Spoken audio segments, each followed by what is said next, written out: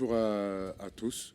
Nous le préparons de la même façon qu'on a préparé les deux précédents, avec autant de sérieux, autant de détermination, autant de professionnalisme. On sait que c'est le groupe de la mort, comme on le dit, il reste un match. Donc on a à cœur de terminer ce que nous avons fait lors de ces deux premières journées. Les Guinée Sénégal, on les connaît, on sait que c'est le gros match, c'est un derby. Et comme on le savait, dans ce pool-là, dans ce groupe-là, on avait trois derbys. D'abord un contre la Gambie, Dieu a fait qu'on a eu ces 3 points-là. Le deuxième, c'était contre le Cameroun. Effectivement, nous abordons le troisième derby contre la Guinée. Voilà, c'est, comme je le disais tout à l'heure, la même envie de bien terminer ces phases de groupe. C'est pratiquement deux équipes qui se sont qualifiées. Maintenant, comme je le dis, le troisième match, c'est un match important. Ça nous permet, si vous voulez, de consolider les acquis que nous avons eus lors de ces précédents matchs. Maintenant, 2022, c'était notre deuxième rencontre contre eux, post-Covid, comme vous vous en rappelez. Ce fut un match très compliqué pour nous parce qu'on était atteint par cette épidémie, cette pandémie. Aujourd'hui, troisième match contre la même équipe où pratiquement ils ont 4 points, nous on a 6 points. Après, comme je l'ai dit, on sait que les matchs Sénégal-Guinée, c'est toujours un derby très attendu par l'Afrique de l'Ouest. Donc c'est le derby de l'Afrique de l'Ouest. Je crois que ce soit nous, que ce soit la Guinée, tous on a envie de faire de bons résultats. Je crois que les Guinéens aussi ont envie de se mesurer au Sénégal, de montrer qu'ils sont capables de nous tenir en échec. Kaba, je le connais très bien, je sais ce qu'il prévoit, je sais ce qu'il attend.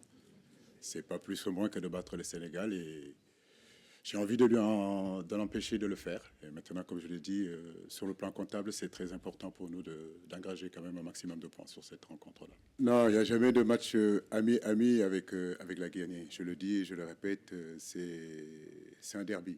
Voilà, donc les relations entre la Guinée Sékou Touré et la Guinée et le Sénégal, on connaît, ça ne date pas d'aujourd'hui. Il y a toujours de la tension, il y a toujours de la ferveur.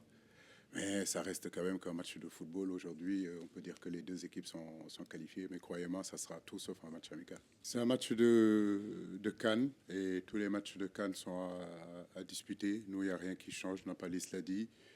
Il y a énormément de concentration et de détermination dans cette rencontre-là. Donc, je le dis, rien n'est encore fait. Nous sommes ici pour jouer 3 matchs. Inch'Allah, nous espérons en tout cas avoir le meilleur résultat possible. Mais croyez-moi, comme je l'ai dit, ce n'est pas du tout un match amical malgré que les deux équipes sont qualifiées. Il a bien raison de dire qu'on sera au rendez-vous de demain. D'abord, je prie Dieu que la malédiction nous éloigne de tous. Voilà. Entre êtres humains, parce que c'est un mot quand même assez fort, la malédiction. Je crois que, je le dis et je le répète, ça restera seulement que du football. Mais je crois que nous, on n'a jamais cru à cette malédiction. On a cru à nos forces, travailler, à nos certitudes, de savoir que dans le football, il faut se concentrer sur l'essentiel. Et l'essentiel, c'est aux entraînements. L'essentiel, c'est ce qui va se passer pendant 90 minutes, pendant 95 minutes. Dieu fait que nous rentrons par la plus belle des manières dans cette compétition en gagnant ces 2 matchs-là. Ça nous donne un peu plus de marche, effectivement, sur ce troisième match-là. Forcément, nous pensons à tous ces Sénégalais-là qui vivent depuis des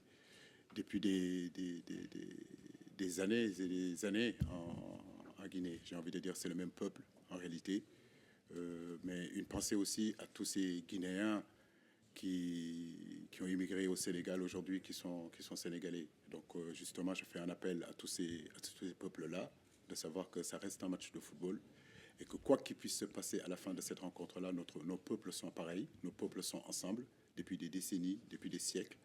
Et ça, le football ne peut pas l'enlever. Donc ça restera un match de football que le meilleur gagne. Les joueurs reviennent petit à petit. Effectivement, il y a eu Lamine Camara qui a eu...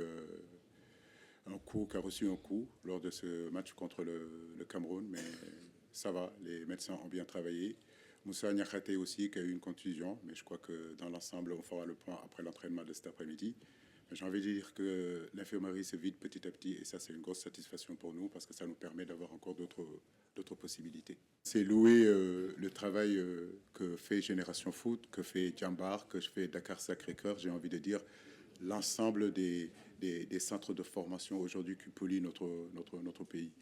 Il fut un temps, c'était 5, 6, 7 joueurs de Diambar. Aujourd'hui, c'est 5, 6, 7 joueurs de Génération Foot.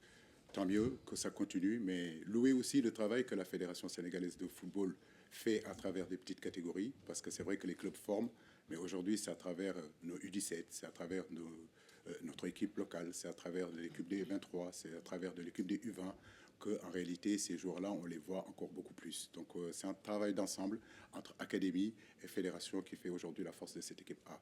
C'est un projet qui a été mis en place déjà par la Fédération sénégalaise de football et l'ensemble des académies, l'ensemble du football sénégalais. Et je crois que c'est ce qui fait avancer le football sénégalais. Tant mieux pour nous tous.